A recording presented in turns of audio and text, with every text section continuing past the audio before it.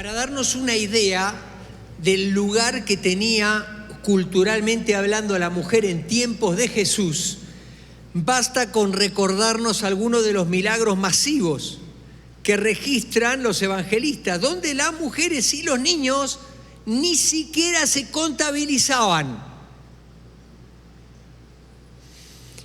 Sin embargo, en medio de esa cultura hostil al sexo femenino, nuestro Señor Jesucristo aparece como siempre rompiendo el status quo. Quiero invitarle a que leamos un versículo que le va a volar la cabeza, como dicen los jóvenes. Lucas capítulo 8, verso 1 al 3. Son 3 versículos. Si usted no lo conocía, le va a llamar mucho la atención lo que dice en tan poquito, tanta información y tanto principio. Lucas capítulo 8, verso 1 al 3, me voy a permitir leerlo de la Nueva Traducción Viviente. Dice: poco después Jesús comenzó un recorrido por las ciudades y aldeas cercanas, predicando y anunciando la buena noticia acerca del reino de Dios. Llevó consigo a sus discípulos, junto con algunas mujeres que habían sido sanadas de espíritus malignos y enfermedades. Entre ellas estaban María Magdalena, de quien él había expulsado 7 demonios; Juana, la esposa de Chuza, administrador de Herodes; Susana y muchas otras que contribuían con sus propios recursos al sostén de Jesús y sus discípulos. Este pequeño versículo perdido entre los 4 evangelios es muy significativo, no solo por la información que nos da del perfil de las personas que acompañaban a nuestro Señor Jesucristo, sino porque nos dice que entre ese grupo cercano a nuestro Señor, en el cual estaban los 12 apóstoles que se menciona incluso por nombre en los otros evangelios, habían muchas mujeres. Diga conmigo, muchas mujeres.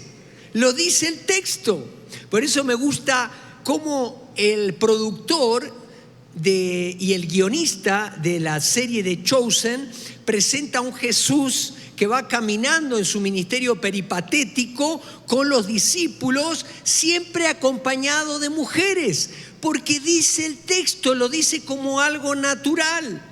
Lo más interesante es que en este grupo de mujeres, no pocas, porque dice muchas mujeres, se encontraban mujeres como María Magdalena, que tenía un pasado que no le acompañaba mucho, no porque fuera una mujer que venía de la prostitución, como muchos creen, sino porque había padecido de un problema espiritual que estaba endemoniada, no de 1, 2, 3, sino de 7 demonios, y había sido liberada por el Señor Jesús. En gratitud él la acompañaba. Probablemente María Magdalena era una persona del pueblo, pero junto con María Magdalena, diga conmigo, María, estaba Juana, y Juana era de la aristocracia.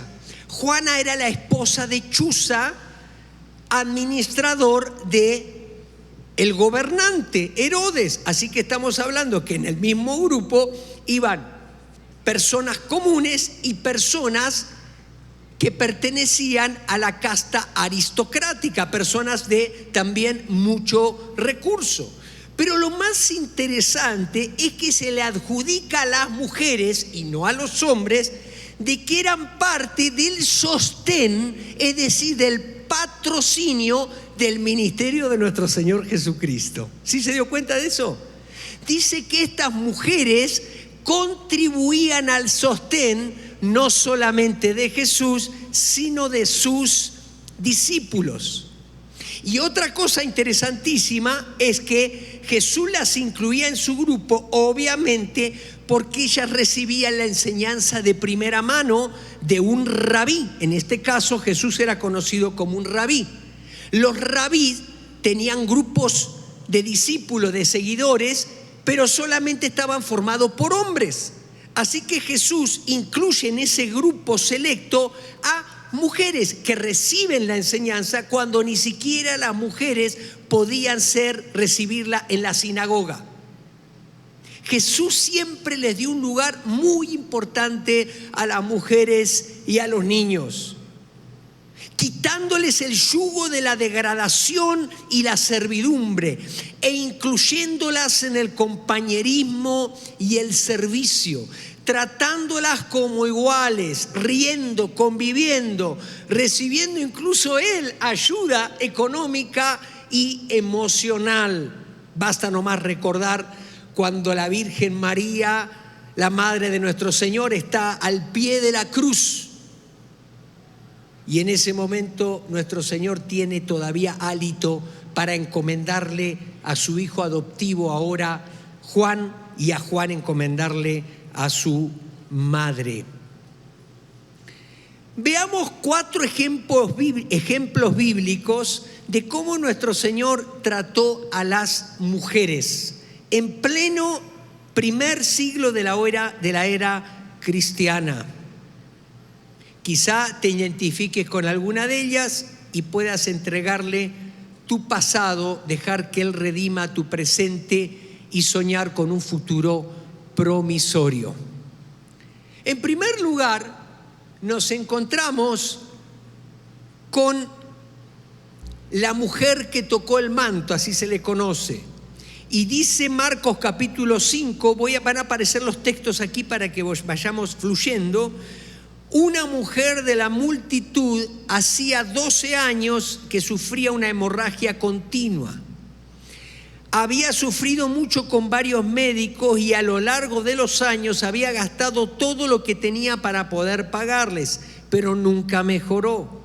De hecho, se puso peor. Ella había oído de Jesús, así que se le acercó por detrás entre la multitud y tocó su túnica. Pues pensó, si tan solamente tocare su túnica, quedaré sana. Al instante la hemorragia se detuvo y ella pudo sentir en su cuerpo que había sido sanada de su terrible condición. Jesús se dio cuenta de inmediato de que había salido poder sanador de él. Así que se dio vuelta y preguntó a la multitud, ¿quién tocó mi túnica?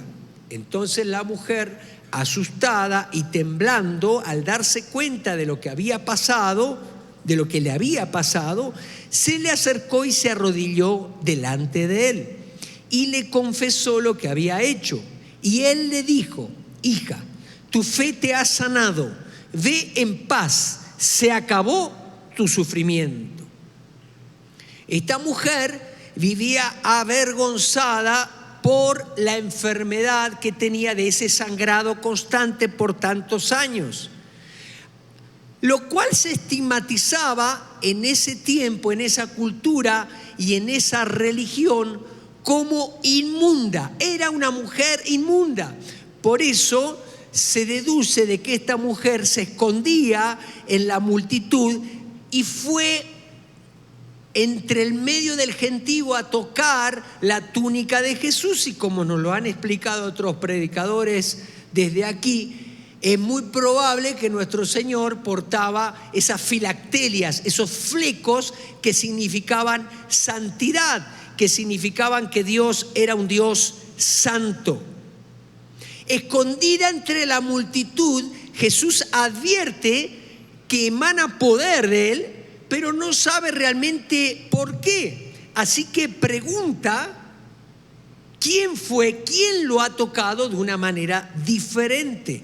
No para humillarla, sino para anunciarle su sanidad. Lo que hace Jesús es visibilizarla. Diga conmigo, visibilizarla.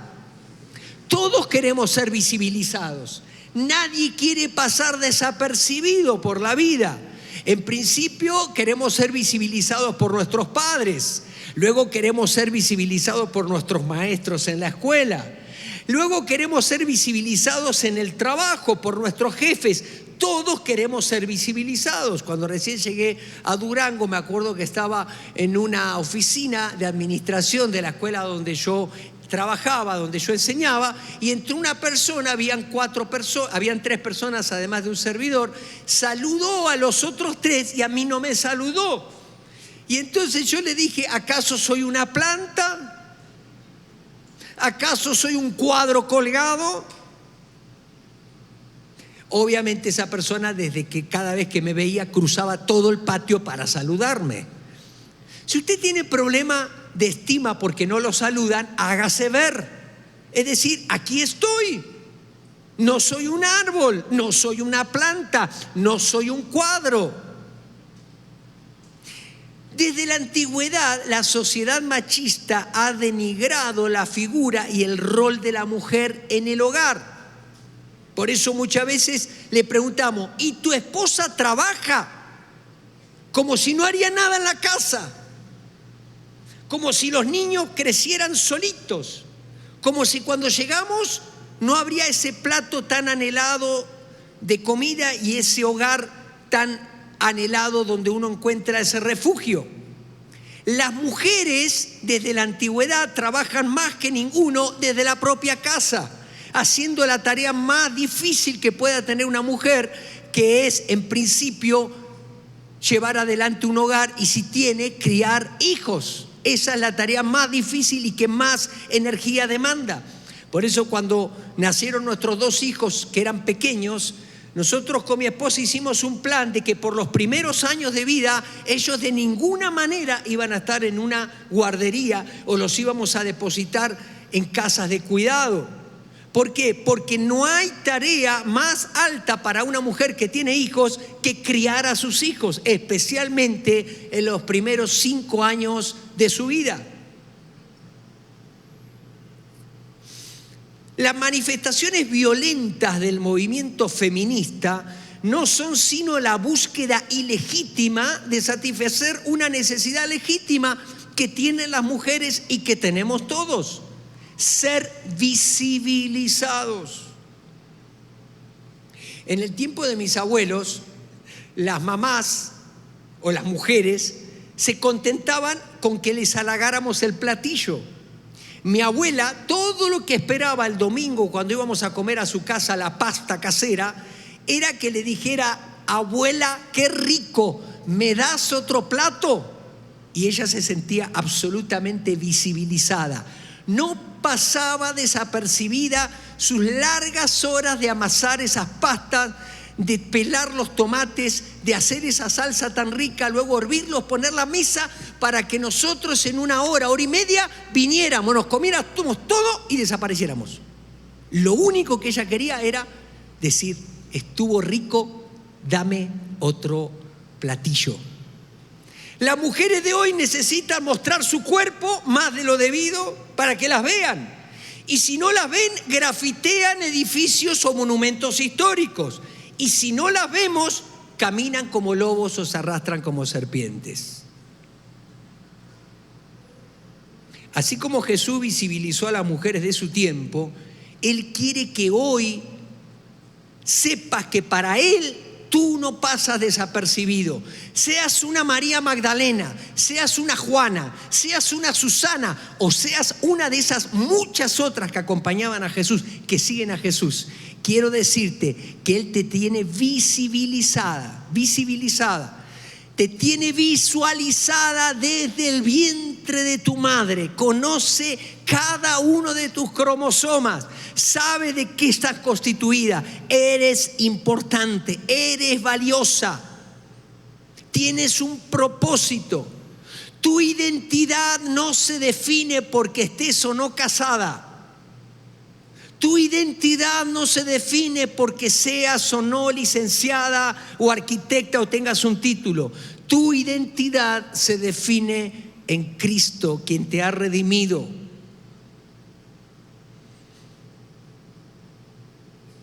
Tus lágrimas no pasan desapercibidas, tus oraciones, tus anhelos más profundos. Si estás hoy afligida y tocas su túnica, Él preguntará: ¿quién me ha tocado? No para humillarte, sino para sanarte, para hacerte libre, para darte un futuro promisorio. Yo sé que ya los varones están pensando, pero hoy le está hablando el pastor a las mujeres. Sí, pero ahí al final va también para usted. Dígale a los varones que están a su lado, si está su esposo, dígale: prepárate para el final porque hay algo especial para ti.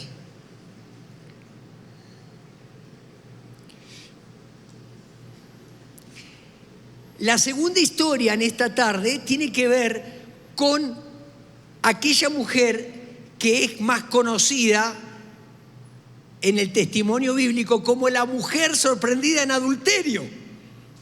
Si usted lee el título, en muchas Biblias aparece así: la mujer sorprendida en adulterio. Yo no encontré ningún pasaje, o mejor dicho, ninguna edición de la Biblia que diga los hombres que quisieron sorprender a la mujer que quisieron tentar a Jesús con la mujer sorprendida en adulterio, pero que ellos eran los primeros adúlteros. ¿Quién tiene una Biblia que diga ese título? Pero cuando nosotros leemos el texto, nos vamos a dar cuenta de que así fue. Y dice: mientras hablaba, Juan capítulo 8, verso 3 en adelante, los maestros de la ley religiosa y los fariseos le llevaron a una mujer que había sido sorprendida en el acto de adulterio. Yo creo que habían camaritas en los moteles de ahí de Galilea, ¿no? Y dice: la pusieron en medio de la multitud. Maestro, le dijeron a Jesús, esta mujer fue sorprendida en el acto de adulterio. La ley de Moisés manda apedrearla. ¿Tú qué dices? Intentaban tenderle una trampa para que dijera algo que pudieran usar en su contra. Pero Jesús se inclinó y escribió con el dedo en el polvo. Como ellos seguían exigiéndole una respuesta, él se incorporó nuevamente y les dijo: muy bien, pero el que nunca haya pecado, que tire la primera piedra. Luego volvió a inclinarse y siguió escribiendo en el polvo. Al oír eso, los acusadores se fueron retirando uno tras otro, comenzando por los de más edad. Claro, tenían más prontuario, ¿no es cierto? Hasta que quedaron solos Jesús y la mujer en medio de la multitud. Entonces Jesús se incorporó de nuevo y le dijo a la mujer: ¿dónde están los que te acusaban? Ni uno de ellos te condenó. ¿Ni uno de ellos te condenó? Ni uno, Señor, dijo ella. Yo tampoco, le dijo Jesús. Vete y no peques más. Esta mujer estaba siendo usada por los maestros de la ley y los fariseos para tenderle una trampa a Jesús. A ellos no le interesaba la santidad de la ley, ni que la ley había sido transgredida, mucho menos la mujer. Ellos lo que querían era encontrar infraganti a nuestro Señor, a ver qué contradicción había entre su doctrina y su proceder, cosa que nunca encontraron. Todos sabemos que en la mayoría de las sociedades del mundo, el adulterio de la mujer es socialmente condenado, mas no el del hombre. El del hombre es celebrado. ¡Ay, qué lindo! Una cañita al aire se pegó. ¡Ay, qué lindo! Es un machito. ¡Ay! Es que un hombre no se puede resistir ante los encantos de una mujer. Entonces, bueno, me tienen que aceptar. Jesús pone todo parejito, pone todo igual y dice, porque miren, la ley no estipulaba que hubiera apedreamiento para hombres. Imagínense ahí en Galilea, aquí se hace apedreamiento de hombres adúlteros. No le faltaría trabajo. Pero no, eran las mujeres.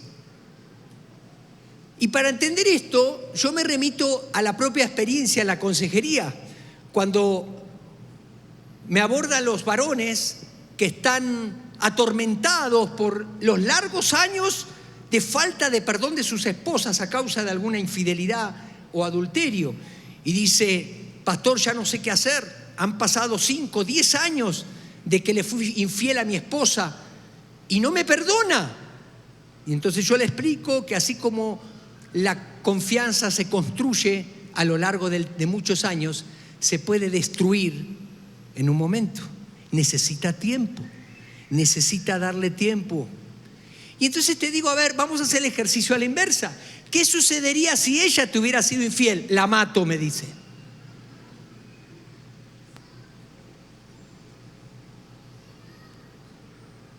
No uno, varios. Jesús estaba vindicando, defendiendo a esta mujer para que se le aplique una ley justa, o sea, igual para todos. No la estaba indultando de su pecado, sino vindicando su dignidad como ser humano, porque todos somos iguales delante de la ley de Dios. Amada mujer, si vives buscando vindicación por alguna injusticia, no te rebajes a vender tu alma al mejor postor. Y cuando estoy diciendo esto no me refiero necesariamente a un hombre. Puede ser a un logro, puede ser incluso algún rol como el ser madre, etc. Son todas cosas buenas, pero eso no es lo que te vindica. El que te vindica es Jesucristo, el Cordero de Dios que murió en la cruz. Jesús te defiende, recibe su perdón, que te sana y te libera y vive en paz, vive feliz, vive alegre. En tercer lugar, nos encontramos con la historia de la mujer, que ya hemos mencionado varias veces, la mujer que derrama el frasco de alabastro sobre el Señor. Y dice así, Lucas capítulo 7, verso 36 en adelante: uno de los fariseos invitó a Jesús a cenar, así que Jesús fue a su casa y se sentó a comer. Cuando cierta mujer de mala vida que vivía en la ciudad se enteró de que Jesús estaba comiendo allí, llevó un hermoso frasco de alabastro lleno de un costoso perfume. Llorando, se arrodilló detrás de él a sus pies. Sus lágrimas cayeron sobre los pies de Jesús y ella los secó con sus cabellos. No cesaba de besarle los pies y les ponía perfume. Cuando el fariseo que lo había invitado vio esto, dijo para sí: si este hombre fuera profeta, sabría qué tipo de mujer lo está tocando. Es una pecadora. Jesús se volvió a la mujer y le dijo a Simón: mira a esta mujer que está arrodillada aquí. Cuando entré en tu casa no me ofreciste agua para lavarme el polvo de los pies, pero ella los lavó con sus lágrimas y los secó con sus cabellos. Tú no me saludaste con un beso, pero ella, desde el momento en que entré, no ha dejado de besarme los pies. Tú no tuviste la cortesía de ungir mi cabeza con aceite de oliva, pero ella ha ungido mis pies con un perfume exquisito. Otra vez es una mujer quien de manera deliberada manifiesta su devoción extrema, y otra vez son los religiosos quienes critican a esta mujer. Otra vez es una mujer de dudosa reputación, y otra vez es Jesús quien la defiende y valida su acción. Su acción es tan valiosa que ante el comentario de Judas, como lo dice el Evangelio de Juan, resulta que Judas dice: si este perfume, que era equivalente al salario de un año de un jornalero, se hubiera vendido, hubiéramos tenido mucho para dar a los pobres. Jesús la defiende, valida su acción y dice: esta mujer ha entendido más que cualquiera de ustedes qué es lo que viene para mí, porque está ungiendo mi cuerpo para la sepultura. Y luego, y esta parte me encanta, se toma el tiempo de validar cada acción de la mujer, comparándola con la triste recepción del fariseo anfitrión. Yo llegué aquí y conforme a las buenas costumbres de una casa de esta estirpe, me tendrían que haber lavado los pies. No me lavaste los pies, pero ella me los está lavando con sus lágrimas y enjuagando con sus cabellos. Conforme a las buenas costumbres, ¿no es cierto?, deberías de haberme dado un ósculo santo, es decir, un beso en la mejilla, pero no me lo diste. Y esta mujer está besando mis pies. Conforme a las buenas costumbres, deberías de haberme ungido la cabeza con aceite, y sin embargo no lo hiciste, pero esta mujer me está derramando un perfume exquisito.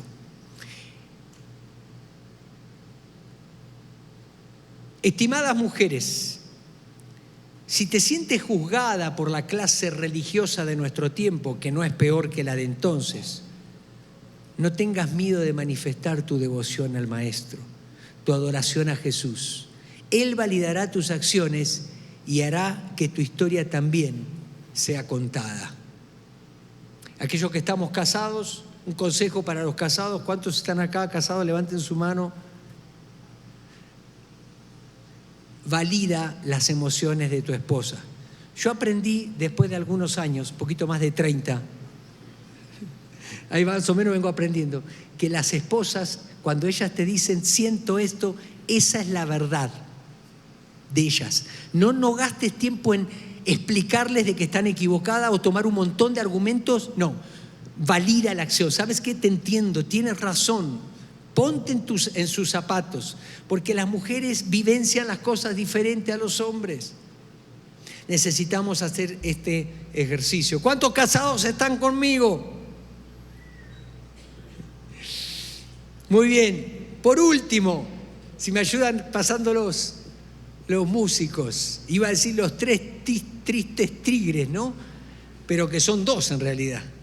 ¿Quedó uno solo? Ya, nomás uno. Ahí pasa el otro. Es que tocan tan bien que con 2 la armamos, ¿vieron? Juan capítulo 4, verso 6 en adelante. Allí estaba el pozo de Jacob, y Jesús, cansado por la larga caminata, se sentó junto al pozo cerca del mediodía. Poco después llegó una mujer samaritana a sacar agua y Jesús le dijo: por favor, dame un poco de agua para beber. La mujer se sorprendió, ya que los judíos rechazan todo trato con los samaritanos. Entonces le dijo a Jesús: usted es judío y yo soy una mujer samaritana. ¿Por qué me pide agua para beber? Jesús contestó: si tan solo supieras el regalo que Dios tiene para ti y con quién estás hablando, tú me pedirías a mí y yo te daría agua viva. Ustedes, los samaritanos, saben muy poco acerca de aquel a quien adoran, mientras que nosotros, los judíos, conocemos bien a quien adoramos. Porque la salvación viene por medio de los judíos. Pero se acerca el tiempo, de hecho ya ha llegado, cuando los verdaderos adoradores adorarán al Padre en espíritu y en verdad. El Padre busca que lo adoren de esa manera, busca personas que lo adoren de esa manera. Pues Dios es espíritu, por eso todos los que lo adoran deben hacerlo en espíritu y en verdad. Esta mujer sí que recibió la valoración de un hombre de verdad. Ella había tenido 5 maridos y el que tenía no era su marido, no estaba casada, estaba viviendo en unión libre. Tenía una relación libre, sin compromiso. Pero ahora se le está presentando el hombre con todas las letras y le dice: no necesitas seguir llenando ese vacío, no necesitas seguir buscando la satisfacción legítima de ser amada de una forma ilegítima, que es teniendo relaciones superficiales con hombres. Nadie la había valorado por lo que ella era, sino por lo que ella podía ofrecer.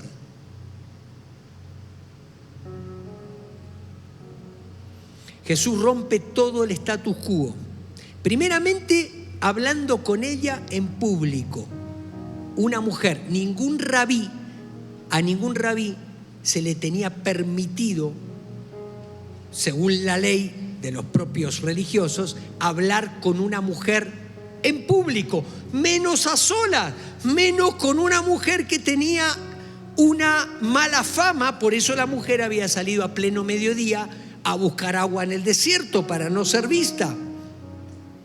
Además, Jesús había quedado solo porque los discípulos, que siempre estaban fuera de la agenda de Jesús, no estaban conectados, habían ido a buscar gorditas a lo de Doña Chencha y se perdieron la máxima revelación que Jesús quería darles acerca de la adoración. No hay ninguna otra revelación en el Nuevo Testamento más fuerte que esta. Dios busca que lo adoren en espíritu y en verdad. Se lo da a una mujer, y encima una mujer samaritana que no tenía ni siquiera los elementos suficientes, necesarios, básicos para entender la teología que estaba detrás de esta declaración. Pero encima, y lo que más me vuela la cabeza, es que Jesús le pide agua, le pide un favor a una mujer de estas características.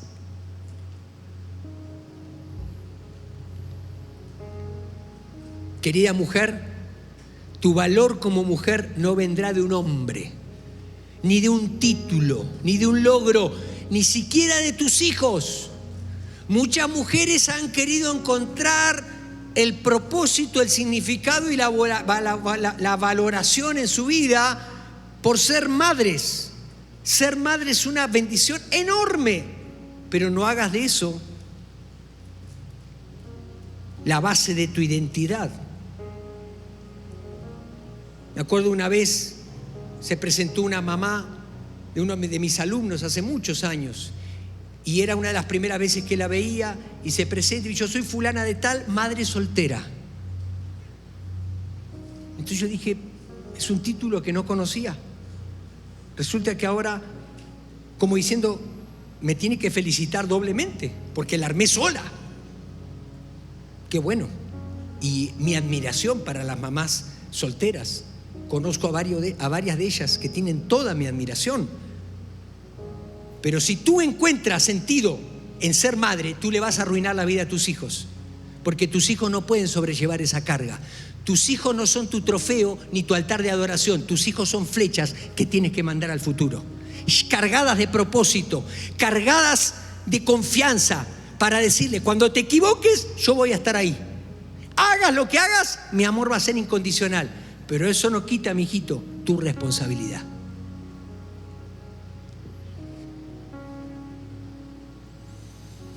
Tu valor como mujer viene de Jesucristo, quien está dispuesto a pedirte un vaso de agua solo para que te des cuenta que Él es la fuente de agua viva que saciará todo tu ser. Y termino con esto. ¿Se acuerdan que les dije que iba para los hombres también? Dígale a su cónyuge, ahí te va. Y si está solo, dígale al varón de al lado. Al final de su ministerio terrenal, cuenta el evangelista Marcos que cuando lo vienen a apresar a nuestro Señor Jesucristo, Pedro, que estaba ahí, saca una espada y en un arrojo de valentía le saca la oreja a uno de los guardias. Y Jesús le dije, guarda la espada porque no se trata de eso. Pero versículos más adelante, específicamente Marcos capítulo 14, verso 50, se registra una frase lapidaria para todos los hombres de entonces y los que estamos aquí. Entonces, todos sus discípulos lo abandonaron y huyeron. Lo vuelvo a decir. Entonces, todos sus discípulos, los varones, los hombres, aún el que había sacado la espada, lo abandonaron una vez que Jesús fue apresado y fue llevado para un juicio injusto y estaba a punto de ser crucificado. Entonces, todos los discípulos hombres, lo abandonaron y huyeron. Incluso el que escribe eso salió corriendo tan deprisa que se quedó en calzoncillos, que es Marcos. Yo, si fuera él, no escribía ese versículo, pero lo escribió. No tiene vergüenza el muchacho.